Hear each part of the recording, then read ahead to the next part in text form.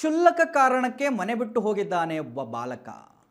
ಅಕ್ವೇರಿಯಂನಲ್ಲಿ fish ಸಾಕಲು ಬಿಟ್ಟಿಲ್ಲವೆಂದು ನಾಪತ್ತೆಯಾಗಿದ್ದಾನಂತೆ. ನೋಡಿ, ಮನೆಯಲ್ಲಿ ಫಿಶ್ ಸಾಕೋದಕ್ಕೆ ಬಿಟ್ಟಿಲ್ಲಂತೆ ಇವನಿಗೆ, ತಂದೆ ಬೈದು ಬಿಟ್ಟಿದ್ದಾರಂತೆ. ಸೊ ಆ ಕಾರಣಕ್ಕೆ ಆತ ಮನೆ ಬಿಟ್ಟು ಹೋಗಿರ್ತಕ್ಕಂಥದ್ದು. ನೋಡಿ, ಕ್ಷುಲ್ಲಕ ಕಾರಣಕ್ಕೆ ಮನೆ ಬಿಟ್ಟು ಹೋಗಿದ್ದಾನೆ ಬಾಲಕ. ಅಕ್ವೇರಿಯಂನಲ್ಲಿ ಫಿಶ್ ಸಾಕಲು ಬಿಟ್ಟಿಲ್ಲ ಅಂಥೇಳಿ ನಾಪತ್ತೆಯಾಗಿದ್ದಾನೆ. ಗೌಡನಪಾಳ್ಯದ ನಿವಾಸಿ ಕಿಶೋರ್ 13 ವರ್ಷ ಈತನಿಗೆ ನಾಪತ್ತೆಯಾಗಿದ್ದಾನೀತ. 14 ದಿನ ಕಳೆದ್ರೂ ಕೂಡ ಸಿಗ್ತಾ ಇಲ್ಲ ಆತನ ಸುಳಿವು. ಪೋಷಕರು ಕಣ್ಣೀರಿಡ್ತಾ ಇದ್ದಾರೆ. ಸುಬ್ರಹ್ಮಣ್ಯಪುರ ಪೊಲೀಸ್ ಠಾಣೆಯಲ್ಲಿ ಕೇಸ್ ದಾಖಲಾಗಿದೆ. 15 ದಿನದ ಹಿಂದೆ ಮನೆಗೆ ಅಕ್ವೇರಿಯಂನಲ್ಲಿ ಫಿಶ್ ಅನ್ನ ತಂದು ಸಾಕ್ತಾ ಇದ್ದ ಈತ. ತಂದೆ ಏನು ಮಾಡಿದ್ದಾನೆ, ನಾಗೇಂದ್ರ ಅಂತ ಹೇಳಿ ಈತನ ತಂದೆ, ಹಣ ವ್ಯರ್ಥ ಮಾಡಬೇಡಪ್ಪ ಅಂತ ಹೇಳಿದ್ದಾನಂತೆ. ಬುದ್ಧಿವಾದ ಹೇಳಿದ್ದಾನ ತಂದೆ. ಸೊ ತಂದೆ ಬೈದಿದ್ದಕ್ಕೆ ಮನೆ ಬಿಟ್ಟು ಹೋಗಿದ್ದಾನೆ ಕಿಶೋರ್. ಸುಬ್ರಹ್ಮಣ್ಯ ನಗರ ಪೊಲೀಸರಿಂದ ಕಿಶೋರ್ಗಾಗಿ ಹುಡುಕಾಟ ನಡೆದಿದೆ. ತಂದೆ, ತಾಯಿ, ಕುಟುಂಬದವರು ಕಣ್ಣೀರಿಡ್ತಾ ಇದ್ದಾರೆ.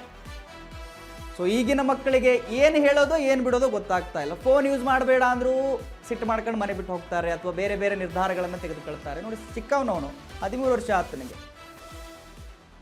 ಫಿಶ್ ಸಾಕಬೇಡ, ಮೀನುಗಳನ್ನು ಸಾಕಬೇಡ ಅನ್ನೋದು ತಪ್ಪು ಅಂತ ಅನ್ನೋದಕ್ಕಿಂತ ಕುಟುಂಬದ ಪರಿಸ್ಥಿತಿ ಮೇಲೆ ಅದು ಡಿಸೈಡ್ ಆಗಿಬಿಡುತ್ತೆ.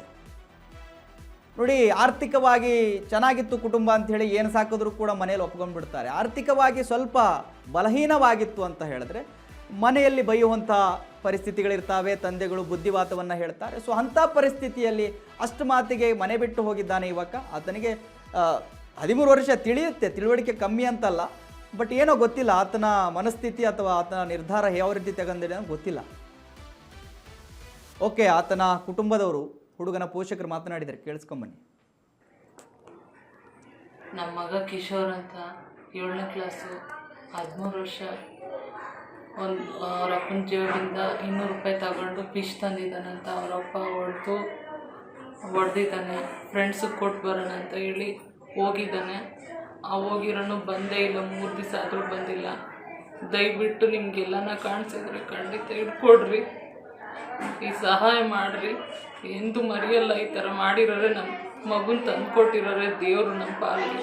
ದಯವಿಟ್ಟು ಇದೊಂದು ಸಹಾಯ ಮಾಡಿರಿ ನನಗೆ.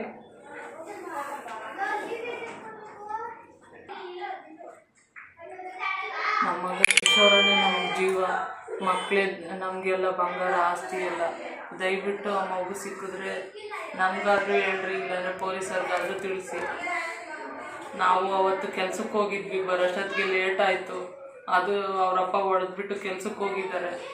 ಆ ಮಗುನ ನಾನು ಬಂದು ನೋಡೋದು